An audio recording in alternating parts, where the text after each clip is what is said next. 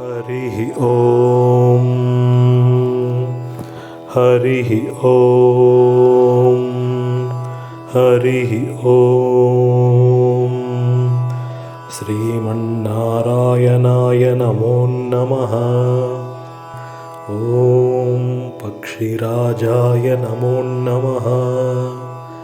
ॐ तत्पुरुषाय विद्महे स्वर्णपक्षाय धीमहि तन्नो गरुडः प्रचोदयात्। ॐ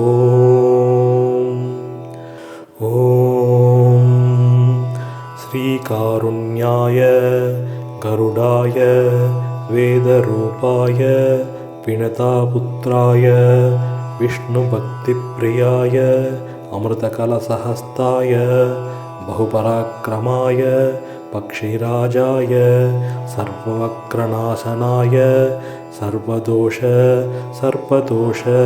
विषसर्पविनाशनाय स्वाहा।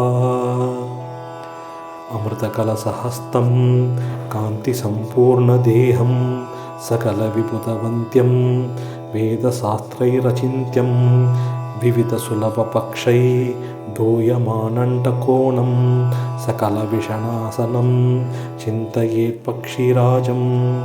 ॐ शिव ॐ स्वाहा। ॐ शिव ॐ स्वाहा। ॐ शिव ॐ स्वाहा। ॐ पक्षिराजाय नमो नमः। श्रीमन्नारायणाय नमो नमः। हरिः ॐ।